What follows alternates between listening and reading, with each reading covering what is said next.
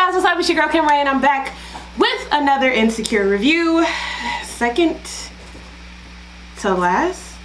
We only got 2 more episodes left. Are y'all thirsty? Okay, only 2 more episodes left. This is Kim Ray Music TV. I'm Kim Ray. Subscribe to the channel, like the video. Y'all know I'm excited. Y'all know I'm giddy because we got exactly what we wanted. But now I'm just like, okay, where do we go from here? All right, so first let me say that with everything going on right now in our country, in the world, I feel a lot of different ways. Therefore, I do want to reserve a separate video to talk about everything. Talk about it all, flush it all out. Really want to be sensitive. Really want to be sensitive to the situation and the topic at hand of police brutality, systemic racism, and how it all flows together and how it's been a thing for years and years and years and years.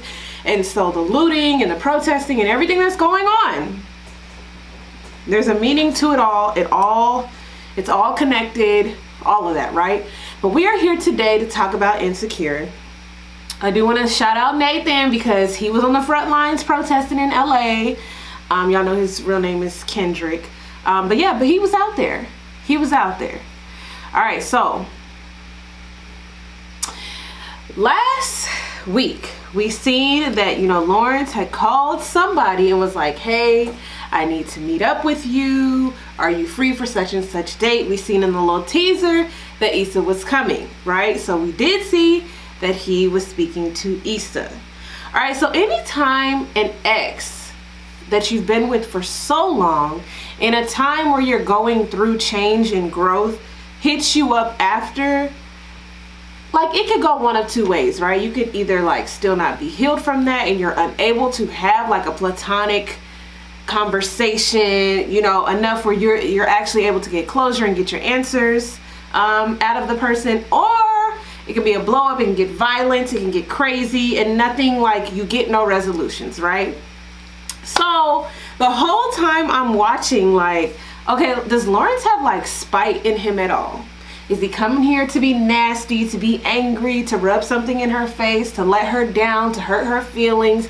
Because she don't need that, right? We just seen her crying. He wasn't at the block party, so I'm like, okay, he didn't show up to her event to like support her. But then it's kind of like, was that really his place? Like, he had his own thing that he was supposed to be, that he had to do in his own life, right?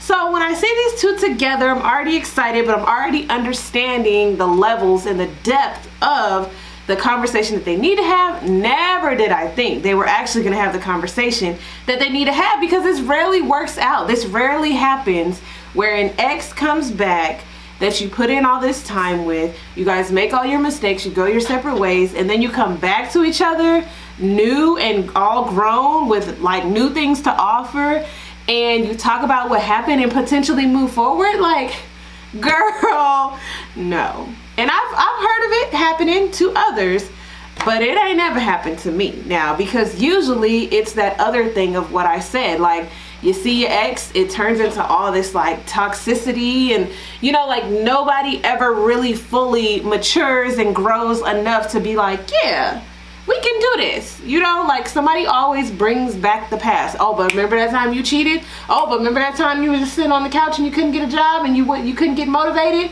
So I'm speeding up. All right, so they are sitting at this club, and I don't know why Lawrence thought they was gonna be able to talk in this club. And y'all, I was just watching like this. Like, my husband was looking at me like, you don't know these people, like, calm down. But I'm like, you don't understand. We have put in the time. It's like we started out freshman year with this couple. Here we are senior year. Everybody's about to graduate, and it's just looking like, yes, just get married already. So, before they walk in, Issa falls, and I do want to say something about falling. I've had 2 knee surgeries on the same knee. Before I enlisted in the Air Force, I used to wear 6-inch heels all of the time, okay? I'm talking about to church, to go out, we go into the mall. Like, I always was in heels, and yes, I'm already 5'9", but I was always in heels, okay? When I got in the military, and I started having issues with my knee, I thought like, oh, okay, I can still thug it out with the heels. But no, you know, when you're older than 25, you know, you don't be healing as quickly as you did when you was younger. And when I would go out, I would always fall. Always fall. And do you know how that looks when you're like pretty much 6 feet tall in those heels and you fall? Like, come on, bro, you skinning up your knees. So when Issa fell, I felt her on that, because I mean, when you're tall, you just gotta stay there for a little bit, because everybody saw you go down, okay? When you are that tall, everybody saw it. It wasn't just like a little doo-doo, like a little hiccup. She face planted, and then Lawrence throwing mints in his mouth and choking. I'm like, these two are a perfect match, okay? But anyway, so they're sitting down and talking. Gets too loud. They decide to get this lift. Lawrence is already different because he's ordering the lift, which this is not the Lawrence that she knew. He orders the fancy lift, right? So the black one, and they ordered a silent ride, right? And I'm already like, y'all leaving to go somewhere quiet. Y'all meet up, first of all. It's kind of like a date, because he got you a drink, right? Y'all leaving because it's getting too loud. He orders the nice lift, and y'all headed to a nice little restaurant. Y'all ordering all the courses. I didn't see no splitting of the check, so I'm just like, yeah, it's going down tonight, right? Okay, so they get in this lift, and they get this black mama, grandma type auntie lady who's the driver. And you know, you always have to humor older men and women of color. It's just something that we do as a sign of respect, right? We be talking, we be like, you know, that's just what we do. But anyway, we find out that Lawrence had a ring for Issa, and I was just like, no, you didn't. Like, okay, you had a ring even though you was sitting on the couch. Like, we find out later from him, you know, about his feelings about when she was cheating. But I'm like, he really had a ring? We'll talk about that later, because I want to go in the order. Make sure I don't miss nothing, because I was so tuned into this episode. I don't know why I'm yelling. I was so tuned into this episode that I was barely taking notes. I was tweeting and tweeting and tweeting and tweeting and tweeting and tweeting and tweeting and tweeting, but I was barely taking notes.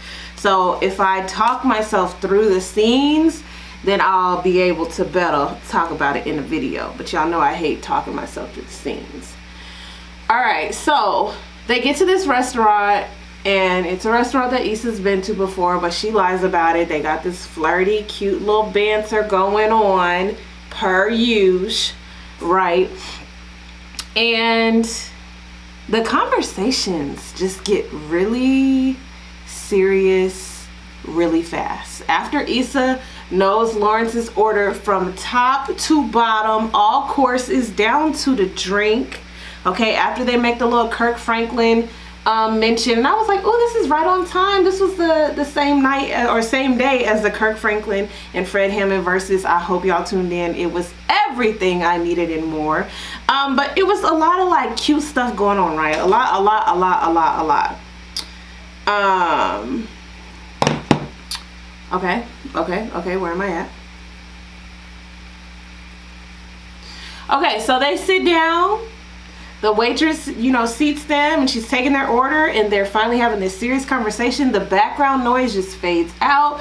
It is clear and just clean and free of noise. All you hear is Issa and Lawrence's voice.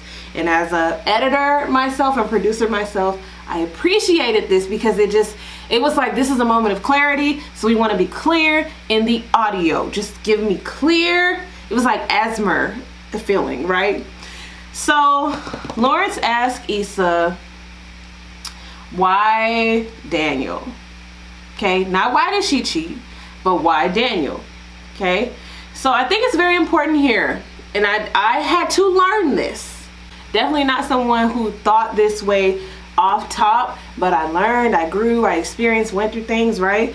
There are two sides when someone cheats, and in this situation they were together for 5 years, and then she didn't just cheat with some random person. So there's like levels to this thing that Lawrence did not understand the depth of, because he had his own stuff going on, which is normal for somebody in their mid-20s. They're trying to figure it out. They've graduated from college. I went to college, like you said.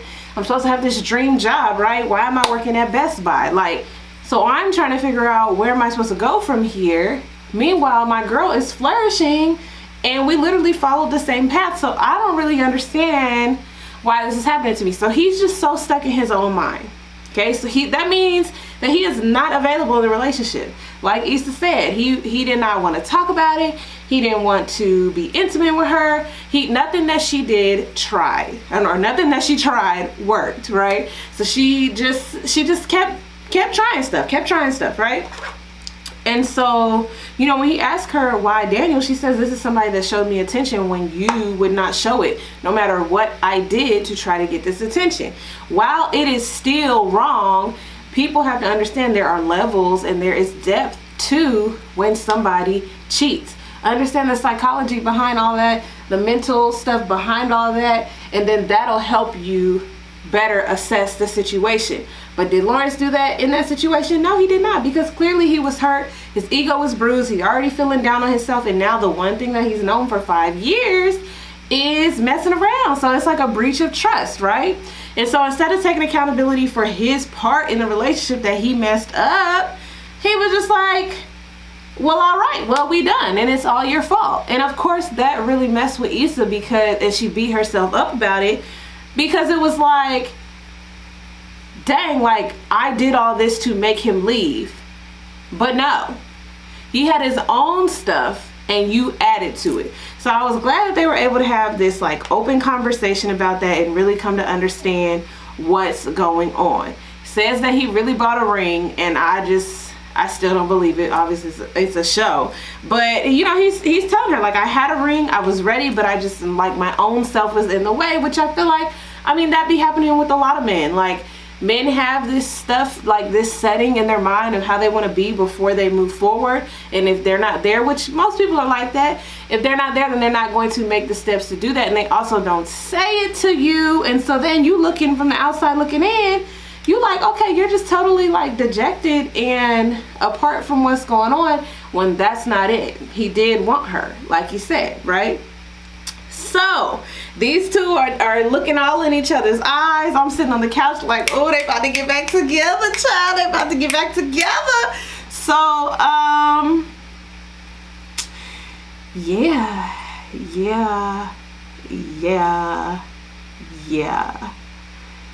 I just really want us to understand that Issa said it was a moment of weakness. Obviously, you know, her and Daniel did not go on and try to make something of it. This is somebody from her past. He is somebody that provided something when she needed it in the time that she needed it. And Lawrence also had his own stuff going on. So there are levels to all this. Comment down below what you think about that. Do you think that when people cheat, that's it? You cheated, like we're done? Or do you believe there are levels to this? We should try to find out and get the closure. Are you a person that can forgive and move forward and patch up the relationship and keep going? What do you think? Comment down. All right, so they get outside and, you know, they're wrapping up the night. Condola keeps hitting Lawrence up. And so even in this moment, I'm like, okay, maybe he's feeling like he was gonna patch stuff up with Condola, because I think he's talking about taking this job in San Francisco, right? And so I'm like, this still is making me like, okay, are they gonna get together and she gonna move? But no, she wouldn't leave Inglewood. This is like her hometown, right? But is she gonna be the reason that he stays? Is he fine with his job? He don't want to start nothing on his own. So it's just like, where is this going? And then I'm thinking, while they standing out there, Condola gonna see them all while she's trying to text him, and then she gonna feel away, and is he gonna care that she feel away? Like, it was just so many, I was just on edge like the whole time, and they just kept messing with me, right? So then TSA Bay walks up. Of course, Issa is embarrassed, but he's not, and he's just like, what's up? Daps him up, introduces everybody to his girl Mazda. And you know, they're talking, and Lawrence uses it as a moment to kind of laugh at Issa. When he leaves, like when they part ways, and it was just unexpected, and I was just like, is that it? I got nervous. But he was just playing with her, and this is like more to me like thinking like, oh, y'all gonna end the night together, and the next morning we signing contracts we signing contracts on, you know, starting this relationship over again or reconvening. And we're sending out a text to let our friends know we are back on. But it didn't quite happen that way. Okay, so they go to this like art walk thing, and the whole time it's just back and forth banter. It's this conversation that you have when years have passed or months have passed, situations have occurred that have caused you to grow, and you are no longer the same person that you were. You have found you're happy, you are claiming you're happy, you are keeping other people from affecting your happy. And Lawrence is like, I really love, you know, this new Issa. And I'm like, I mean, it's just not a new Issa. It's like a grown Issa. It's like a grown up, a realer coming into her own Issa. And that's what I be saying about me, bro. That's what I be saying about people. Like, I can't stand when people be like, you know, you change, you fake. Like, no, like, I grew up, boo. Like, can you do it too? Like, let's do that. So, you know, they're just talking about that, and they're realizing they have a whole lot more in common. We realize Lawrence lives right down the street. You know, they're finishing each other's sentences. They're doing how they do. Okay, so I knew if I can't confirm it anymore, I'm gonna go ahead and confirm it again. When they get back to his place and he's like, oh yeah, let me show you that I got a coffee table and end tables now. It's like, I see what you're trying to do. You're trying to invite her on in, trying to get her comfortable on the couch. Y'all's couch has already got sentimental value. You live down the street. And, you know, like, it's a safe space. A safe space. I already know what's going down. But he's still entertaining Condola. Like, oh, I can still come through tonight. Why are you doing that? Why are you doing that? Because if you can still come through tonight, stop. Now, I don't know if he was doing that because, you know, he felt like Issa broke my heart, so I'm not gonna put so much into her or so much into hoping that we like patch this up tonight. But they said gloves off. They were both being very honest about the night. You know, when she was about to leave and she was like, you know, you made me really happy tonight. Like, I don't want to leave. Like, I wants to be with you. And then he said me too, which is like annoying for me. Like, can you say it back? Say the words back. Because me too is the easy way out. But anyway, when he agreed and they got it in and I was watching like this, I was like, oh, it's a wrap. Like, Issa, go change your last name. Go pack your bags. You move into San Francisco. Yeah. But the next morning was just kind of weird to me. Now, it communicated a few different things to me. Y'all go with me and comment it down below. When she woke up, and they said good morning. They didn't kiss. They weren't like cuddled up. I don't remember. But I don't think that they were. And then it was just like, you know, salutations.